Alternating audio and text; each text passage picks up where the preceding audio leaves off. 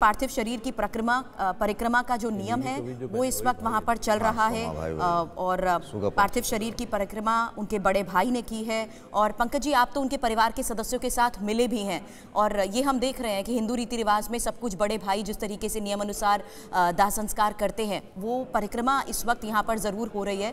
लेकिन बड़ी बात यह है कि प्रधानमंत्री वक्त रहते हुए भी जितना मर्जी देश को चलाने में व्यस्त रहे हों, परिवार के साथ जब रहे हैं तो अपने भाव उन्होंने साझा जरूर किए हैं।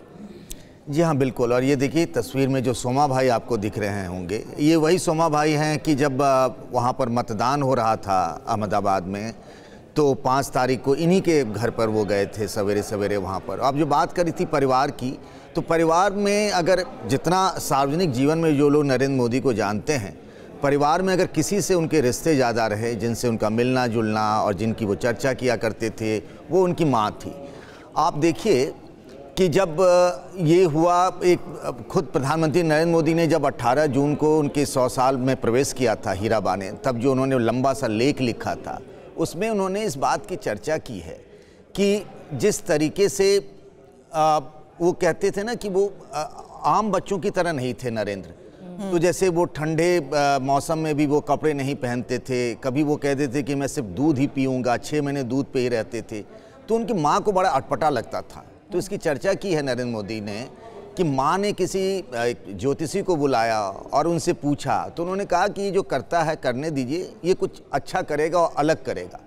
तो वो भरोसा माँ का बेटे के प्रति और बेटे का कि हर वक्त में एक माँ है जिसका साया है, एक माँ है जिसका आशीर्वाद है। आज वो किसी चीज़ को अगर मिस कर रहे होंगे देश के सबसे बड़े पद पर होने के बावजूद, कि माँ के आशीर्वाद का वो हाथ आज से नहीं रहा। और जो कह रहे थे ना अक्कू जी ने कि इस भीड़ में भी लोगों के बीच में रहकर भी कुछ न कुछ अकेलापन और उसी चिंतन में होंगे मोदी, जैसा मैं समझ पा रहा हूँ। और हर्षवर्धन जी, भावनाओं का समंदर है इस वक्त पूरे परिवार के भीतर। और जैसा कि आप कह रहे थे कि ये दुख की घड़ी नहीं है, ये इस बात के लिए इस भावुक करने वाली ज़रूर घड़ी है किसी भी व्यक्ति के लिए, माँ का। नागजी भाई देसाई इस वक्त प्रधानमंत्री मोदी के दोस्त हमारे साथ इस वक्त जुड़ गए हैं।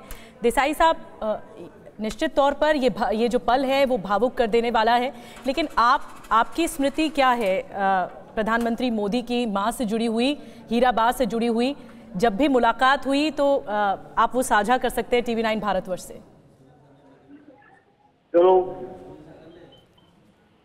चलो देसाई साहब, आपको आवाज मिल रही है? देसाई साहब, अगर आप सुन पा रहे हैं, आप सुन पा रहे हैं मेरी आवाज? सुनते हैं जी जी। हम चाहेंगे देसाई साहब, आप ये जो हीराबा के साथ आपका जो भी आपने पल साझा किए होंगे, जो स्मृति रही होगी आपके मन भीतर में, वो जरूर आप बताएं हमें। हीराबा के कुछ पर हमेरा मित्र नरेंद्र बेटा जन्म हुआ और हीराबा को हम एक देवी शक्ति समझते थे, अपनी माता समझते थे। वो गरीब जीवन जी के पिता ने संतानों का भरण पोषण किया था और इसका सरल सभा के लिए हम हीराबा के यहाँ जाते थे, हीराबा की बातें सुनते थे जी। और हीराबा को हम लाख कोटि संतान के रहते हैं।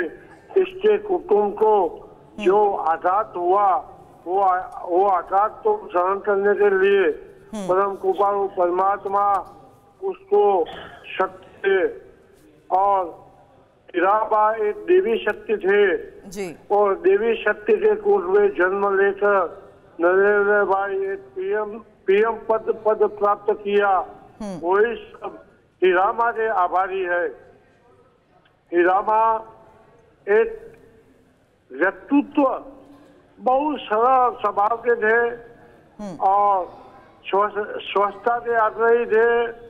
और हीराबा के साथ हमने कई बार बदनगर में भोजन लिया है। अच्छा। हमको प्रेम से खिलाया है और हमको प्रेम से बुलाते थे, प्रेम से हमको नाम जोड़कर बुला के हम पर अपार प्रेम करते थे जी। नरेंद्र भाई पर प्रेम करते थे और इसके सदर सभा के लिए संयुक्त कुटुंब अभी भी संयुक्त है, वो कोई विभक्त हुआ नहीं है। बिल्कुल सही कह रहे हैं देसाई साहब आप हमारे साथ।